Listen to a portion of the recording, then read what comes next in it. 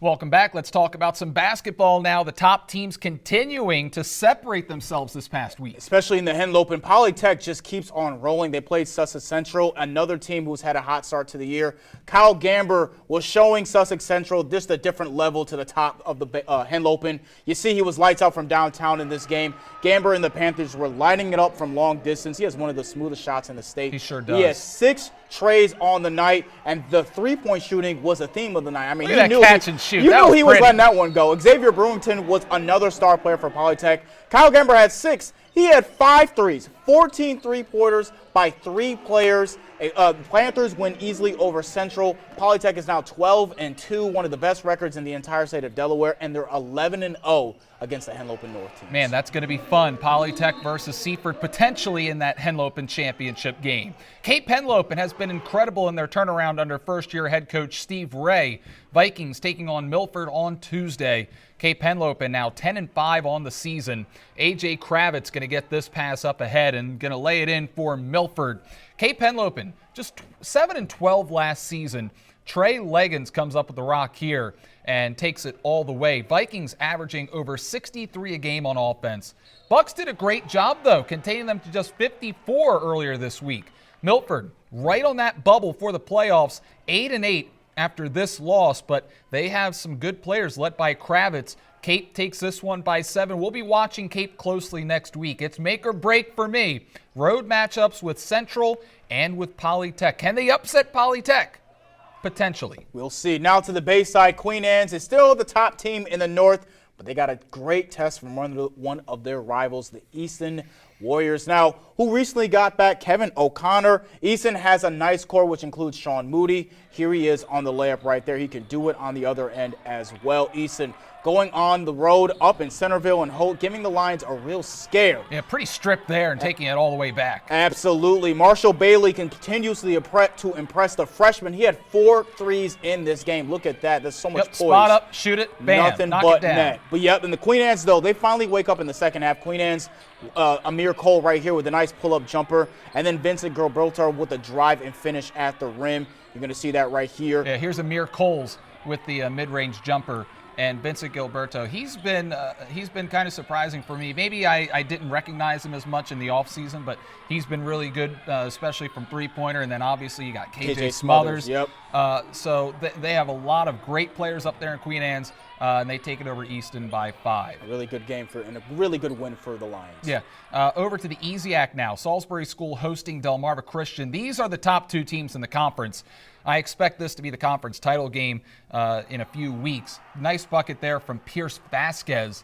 Tyler Ball has been sensational this season. We expected that. He passes it off to Alex Carrillo. Salisbury School with command in this game, and this is the second matchup of the year between these two. Delmarva Christian took game 1 by 7 in Georgetown. Dragons use their home court to their advantage, and they end up taking this game by 8 points. I just can't get over the fact that they got the cafeteria right It's there. An interesting setup. They're in the garage playing basketball. Cole Howard, who used to play at Hollygrove, tells me that it's a lot better than it used to be, believe it or not. Wow, that is just, I love every single game that we get to go to. I just love seeing that background. The ambiance is definitely something special. That's a nice word for it. Ambiance. Great atmosphere there at the Salisbury School when taking in basketball. Tyler Ball going to put this one on ice as the Dragons are rolling. They are now 14-3, and they have won 5 straight games. Now, Decatur has been getting healthy, and now they're starting to roll as well. Dave and Chandler going coast to coast, splits the difference, and hits a circus layup late in the third quarter. The Seahawks are up 25 points at that point over Pocomoke, and they were on the road. The Warriors didn't have anyone that could deal with the size of Bryson Coleman. I think Coleman is 6'4", 6'5". He towered over the defense, not just with scoring, though. That extra height gave him some vision as well with passing. He found a teammate with a baseline J. Now, Jameer Schofield will get the layup at the rim to go for Pocomoke, but it was too little too late. Coleman and the Seahawks were just on a different level. He slams the fast break jam right here. He barely got the ball, but he just slammed it in. Jaden Hudson gets his own fast break try as well after this play. And he doesn't just want 2 points, he wants 3 points, plus the foul. Decatur wins by 29. They're on a 7-game winning streak. They might be the second best team in the Bayside right now. They could be. Bennett has a lot to say about that, though. Now, Devin, got to say that Decatur should really ban me from going to these basketball games because I went to boys basketball against Bennett to begin the season, overtime loss for Decatur. Boys basketball against Washington, overtime loss. Last night, we saw another overtime game in girls basketball. Wow. Could they finally get one? Their third time's the charm. Let's see if they can break the Brandon Bossert curse. Hey, what a game it was. Cape Henlopen and Decatur. Cape held a 19-0 lead in the first quarter. Senior leader Maya Gardner with 25, and that bucket gives the Seahawks their first lead. With that bucket, Cape down 4, Faith Ray for Trey. Nothing but Cape net. trailing by 1. Check out this finish, Devin. 1.5 seconds left. Cape with the ball, down 2. They get the ball into Amalia Frutchman. Maya Gardner swats it away, but they call a foul on that. Maya Gardner took exception to that, and I did too looking at the replay. The freshman ties it up, sinks both free throws with 0.1 second left to send us into overtime. That's clutch. Now, Jessica Beck here is going to get Decatur on the board to start the overtime period. Decatur looking good early on, but here comes Ray once again with a triple from the top of the arc. That puts Cape Henlopen up by 1. Later on, this is going to seal it with a second left in the game to put Cape Henlopen up by 5. Cape blows a 19-0 lead.